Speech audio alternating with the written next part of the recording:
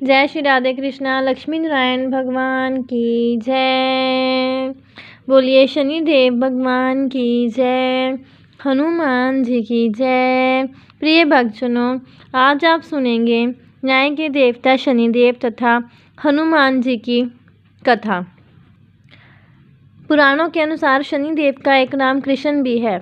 ये नाम स्वयं श्री कृष्ण भगवान ने शनिदेव को दिया था।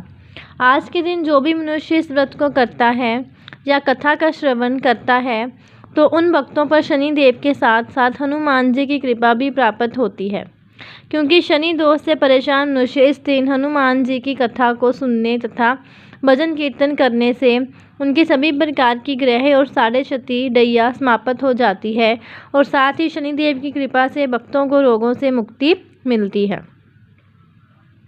तो सुनते हैं दुख दरिद्र को दूर करने वाली शनिदेव की बड़ी ही दुर्लभ कथा। किसी गांव में एक बहुत ही विद्वान ब्राह्मण रहा करता था। एक दिन रात्रि में उसने सपने में देखा कि एक नीला वस्त्र पहने हुए बहुत ही दिव्य पुरुष उससे कह रहा है कि ब्राह्मण देवता, मैं तुझे लगूंगा। अब देखिए, सपना उस ब्राह्मण को रोज दिखाई देता। इसलिए परेशान हो गया और दुबला पतला होने लगा। उसका स्वास्थ्य बहुत ही गिरने लगा। एक दिन उसकी पत्नी ने कहा, देखिए, मैं आपको कितने अच्छे से खिलाती पिलाती हूँ, मेवा खिचड़ी खिलाती हूँ, दूध मिलाई खिलाती हूँ, अच्छा भोजन आहार पकाकर खिलाती हूँ, फिर भी आप इतने दुबले पतले क्यों होते जा रहे हैं? इसका क्या कारण है? उस ब्राह्मण ने अपनी पत्नी से अपना सारा हाल बताया कि मेरे सपने में एक नीले कपड़े पहने हुए बहुत ही दिव्य पुरुष आते हैं। वह मुझसे कहते हैं कि हे ब्राह्मण, मैं तुझे लगूंगा। अब यही सोचकर मुझे भूख प्यास नहीं लगती, मैं दुबला पतला होता जा रहा हूँ। तब ब्राह्मणी ने कहा, हे पतिदेव, मुझे लगता है कि आपको शनि भगवान दर्शन देते हैं। आपके ऊपर शनि की दशा शुरू होने वाली है, इसलिए आपको वे सचेत करते हैं। अवश्य ही वे शनि महाराज हैं। अब की बार आप जब उन्हें देखें तो आप उनसे कहिएगा कि मुझे आप सिर्फ 1.25 पहर ही लगाना। प्रिय भक्तजनों, उसी दिन जब रात्रि होती है तो ब्राह्मण फिर से सोता है और उसके सपने में शनि भगवान दर्शन देते हैं और कहते हैं, हे ब्राह्मण, आज मैं तुम्हें लगूंगा। तब ब्राह्मण ने कहा कि हे भगवान, यदि आप लगना ही चाहते हैं तो लग जाइए, लेकिन ये बताइए भगवान, आप कितने दिनों के लिए लगेंगे? तब शनिदेव ने कहा, हे ब्राह्मण, तुम्हारे ऊपर साढ़े क्षति शुरू होने वाली है, मैं तुम पर 7 साल के लिए लगूंगा। तब ब्राह्मण ने कहा, क्षमा कीजिए भगवान, इतना भारी तो मुझसे झेला नहीं जाएगा, 7 साल बहुत है भगवान। तब शनिदेव बोले, अच्छा 5 वर्ष के लिए लगूंगा। तब ब्राह्मण ने कहा, शनि महाराज, ये भी मेरे लिए ज़्यादा है। शनि भगवान बोले, तो ठीक है, 2.5 साल का लग जाऊं। ब्राह्मण ने फिर मना कर दिया। तब शनिदेव कहने लगे, 1.25 पहर का लगूंगा तो ठीक रहेगा। उसे 1.25 पहर की शनि की दशा लग गई। ब्राह्मण ने नींद से उठते ही अपनी पत्नी से कहा, देखो, मेरे 1.25 पहर की शनि की दशा लगी है, इसलिए मैं जंगल जाकर समय बिताऊंगा। तुम मेरे खाने पीने का सारा सामान बांध दो और मेरे पीछे किसी से लड़ना मत, घर में बैठी रहना, बच्चों को भी कहीं मत जाने देना और इस 1.25 पहर में किसी को गाली भी मत सुनाना। ऐसा कहकर ब्राह्मण अपने घर से जंगल की ओर चल दिया। जंगल में ब्राह्मण एक पीपल के पेड़ के नीचे बैठ गया और हनुमान जी का पाठ करने लगा। 1 पहर बीत गया तो ब्राह्मण ने सोचा, बाकी का समय तो रास्ते में ही बीत जाएगा। सुबह वहाँ से चल दिया और रास्ते में चलते हुए उसे एक सब्जी मंडी दिखाई दी। उसने सब्जी मंडी में से एक बड़ा सा कद्दू खरीदा। कद्दू खरीदकर अपनी चादर में लपेटकर वहाँ से चल दिया। तभी रास्ते में शनि महाराज एक साधु का वेश बदलकर उसके पास आते हैं और कहते हैं, तुम्हारे चादर में क्या है? ब्राह्मण ने कहा, हे साधु महाराज, मेरी इस चादर में तो कद्दू है। साधु ने कहा, अच्छा कद्दू है तो दिखाओ। जब ब्राह्मण ने अपना चादर दिखाया तो आश्चर्य, उसमें तो उस राज्य के राजा के बेटे का कटा हुआ सर था।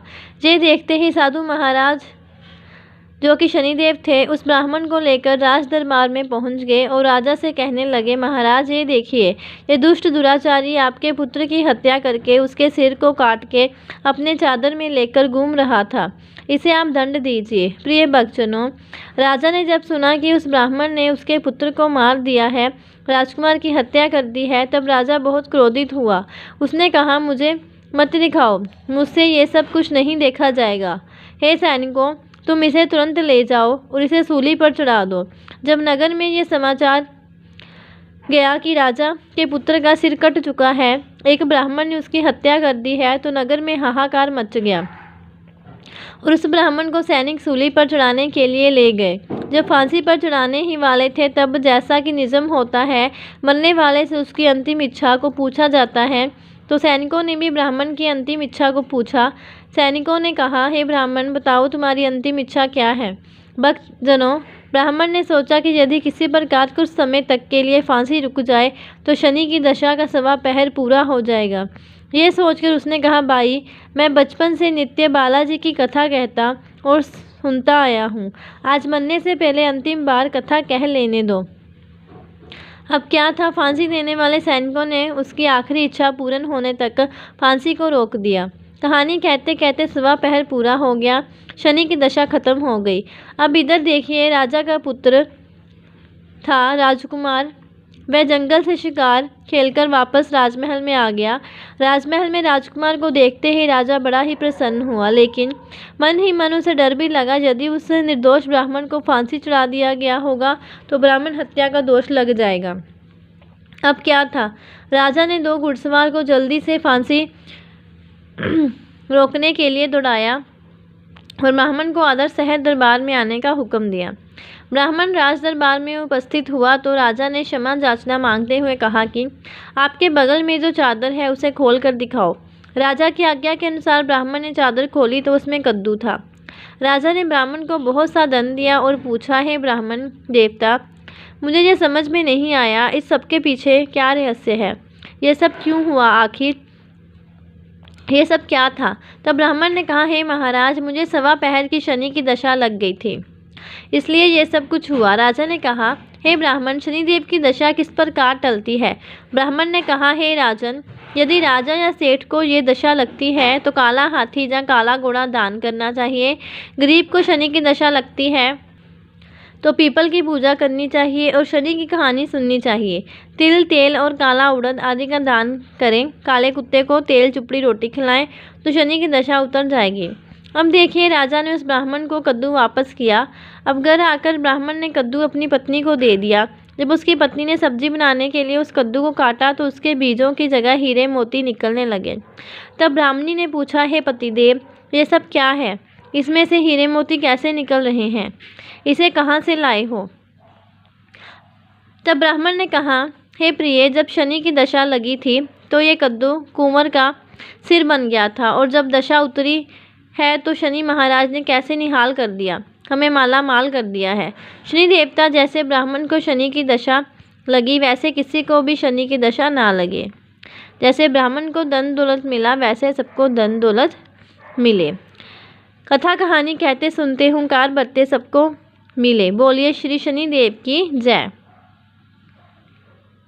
अब सुनते हैं भगवान शनिदेव की दूसरी कथा। नर्मदा नदी के किनारे एक गांव में बहुत ही बड़े शाहूकार का परिवार निवास करता था।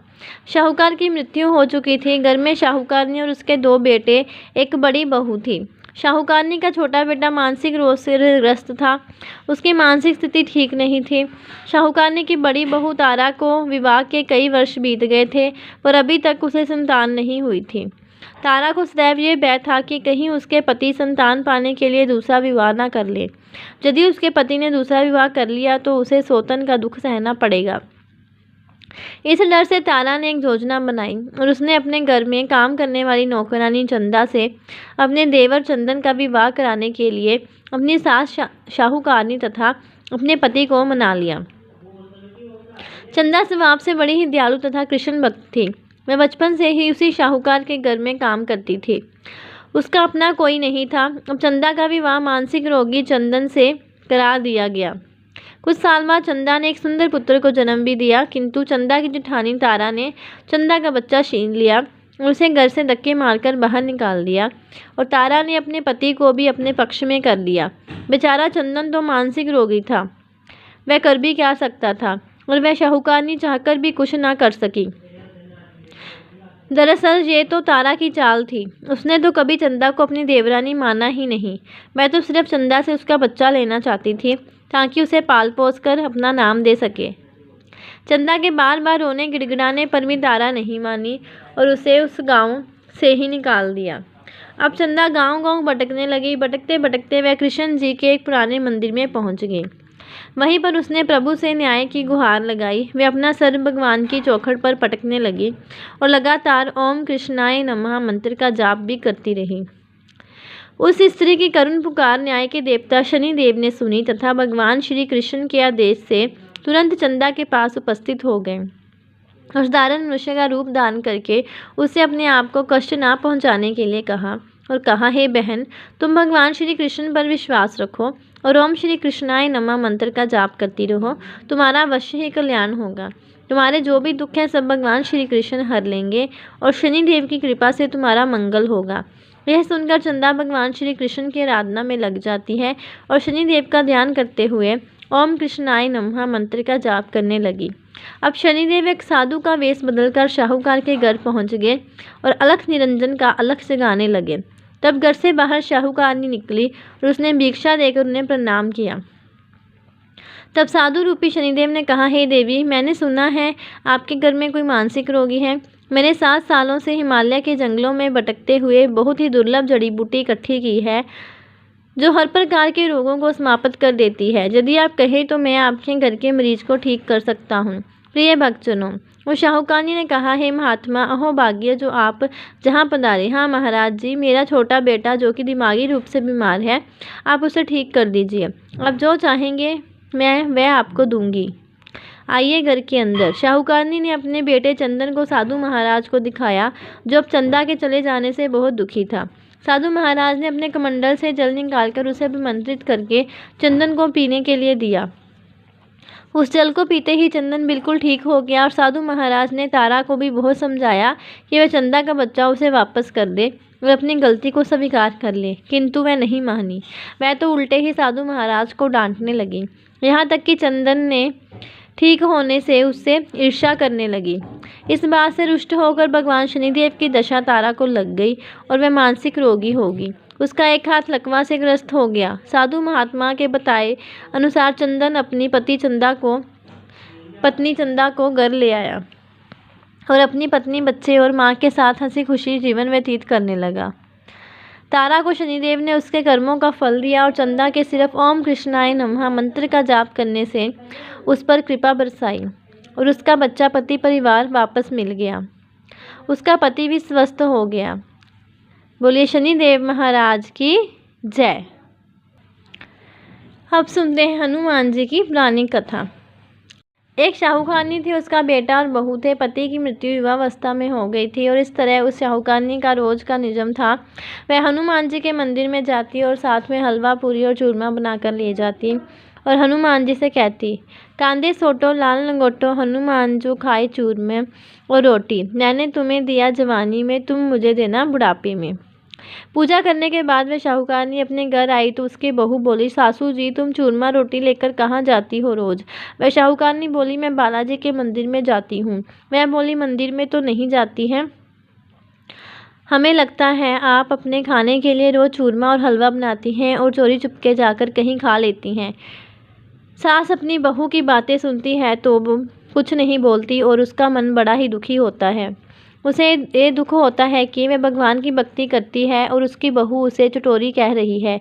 अब क्या था, दुख के मारे वह जाकर अपने कमरे में सो जाती है। सोते सोते 5 दिन हो गए। हनुमान जी सपने में आए और बोले, हे शाहूकारनी, तूने तो जवानी में दिया है, मैं तुझे बुढ़ापे में देता हूँ। शाहूकारनी बोली, हे हनुमान जी, आज तो आप मुझे खाने के लिए दे देंगे, लेकिन रोज़ कौन देगा?